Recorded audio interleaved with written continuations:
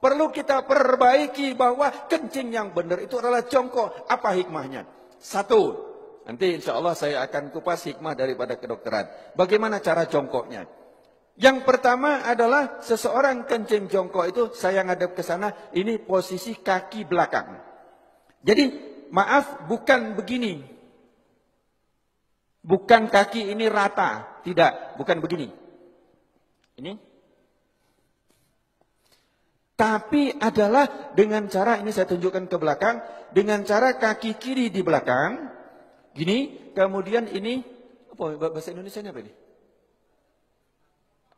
Bokong atau pantat, ngapunten ya di masjid ya, tapi saya sampaikan nggak apa-apa ya. Ya, nah, ini, terus kemudian diletakkan di sini. Nanti saya ngadep ke sana, yang ini. Ini jadi seperti ini. Monggo, kalau ada yang langsung praktek nggak apa-apa, karena belum tentu bisa. Ini. Terus kemudian saya ngadep ke sana. Kaki kanan berada di depan. Lihat, ini tadi di belakang. Ini. Begini. Kaki kanan di depan, kaki kiri di belakang. Ini tidak boleh duduk gini. Jangan begini. Ini najis semua. Jadi ini, monggo. Latihan Pak. Belum tentu bisa. Nanti ini berhubungan dengan toharo. Kalau kencingnya tidak beres, wuduknya pasti tidak beres. Kalau wuduknya tidak beres, sholatnya tidak beres. Nah, ini.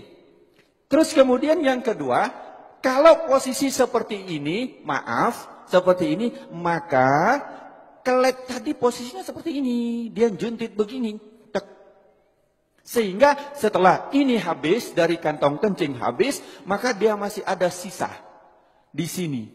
Masih ada sisa di sini, di saat nanti saya praktekkan. Kencing berdiri. Saya coba. Kamar mandi. Saya kencing berdiri. Banyak kan? Di tempat-tempat itu kan kencing berdiri yang dibuat kayak gini itu kan. Banyak Pak. Terus kemudian saya coba sampai habis. Habis sudah saya lihat habis betul. Kemudian saya ambil tisu. Saya letakkan di sini. Saya ingin coba, saya letakkan. Kemudian di saat saya rukuk, saya coba di kamar mandi, saya rukuk. Ternyata ini dapat tekanan basah tisu. Basah. Bagaimana kita sholat, tapi nggak terasa. Kenapa? Karena dia sudah lewat dari klep. Kita pakai celana dalam. Ya, pakai celana dalam dari katun. Dari katun atau dari kain. Kira-kira tampak enggak? Enggak tampak, tapi celana dalam kita basah dari urin. Najis enggak celana dalam kita? Bagaimana sholatnya? Bagaimana wuduknya? Ini yang kita lupa. Bagaimana cara benar yang benar? Jadi satu tadi jongkok. Kemudian yang kedua, posisi pundak. Ini pundak kita. Ini. Bukan lurus. Kalau lurus dia masih segini. Maka dijatuhkan.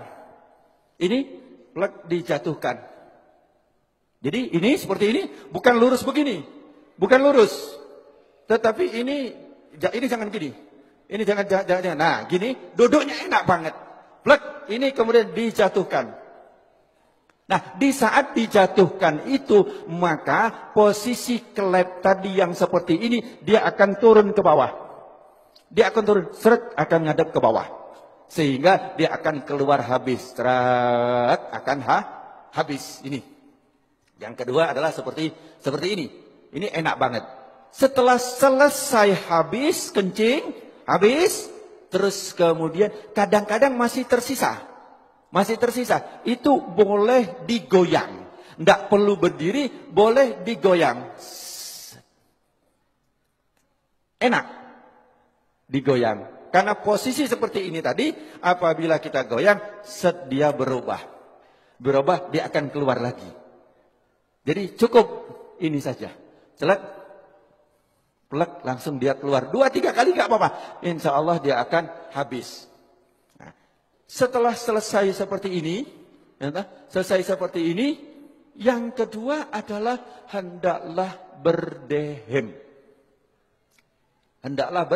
Berdehem. Ini yang kedua yang diajarkan oleh Rasulullah SAW adalah berdehem. Bagaimana cara berdehem yang benar? Ini juga penting. Berdehem yang benar itu bukan, bukan. berdehem yang benar itu perlu belajar. Gimana cara berdehem yang benar? Adalah dengan cara tarik nafas. Di saat ini tarik nafas, di saat seseorang tarik nafas, ini paru-paru mengembang, set. Kemudian ini ada batas antara rongga dada sama rongga perut. Ini ada namanya diafragma. Diafragma itu pembatas. Di saat seseorang narik nafas, itu seperti mangkok atau piring atau cakram, di mana dia akan lurus. Jadi diafragma di saat kita narik nafas, naik ini, lurus. Terus kemudian di saat kita hentakkan, dia akan ces begini. Di saat begini dia akan menekan rongga perut, kemudian dia akan menekan daripada kantong kencing, sehingga yang ditekan adalah bus, bus, bus, dia akan keluar. Tetapi kalau lego dik kini belum, jadi tidak keluar. Gampang ya, seolah-olah gampang. Saya belajar berdehem itu 15 hari. Yuk, bagaimana cara berdehem yang benar? Ini kiri, ini kaki. Jadi kita punya paha, ini pantat kita, ini diri di atas kaki kiri. Ini tegakkan. Begini cara buang air kecil. Seperti ini. Nah, karena kalau Anda lakukan seperti ini, insya Allah buang air kecilnya tiris. Kita jauh dari penyakit silisil bol. Nah, penyakit yang kencing gak habis-habis. Nah, setelah seperti ini buang air kecil, kita bungkukkan sedikit. Kita bungkukkan sedikit. Nah, boleh sekali-sekali kalau masih berasa ada, kita tukar posisi. Nah, sekarang kita di kanan, kiri yang tegak. Tapi ini bukan posisi utama, bukan. Posisi utama yang tadi. Ditambah lagi dengan jari kita tekan bagian bawah sebelum bagian dubur di bawah ada. Kalau kita tekan, keluar lagi tuh. Keluar lagi itu cairan. Tekan sedikit. Yang ketiga, dehem. Dehemnya bukan dehem dengan tenggorokan. Bukan dehem dengan suara dada. Dehem dengan perut. Perut. Nah, 3-4 kali. Nah, itu klepnya terbuka. Kita dehem, klepnya terbuka. Dia akan tiris air kencingnya. هموم الحياة جبال ثقال ولكن بذكرك همي يزول فعند الحديث عن المصطفى لساني وثغري صفي جميل لساني وثغري صفي جميل. Alhamdulillahilan zibini matihi tati musolihat.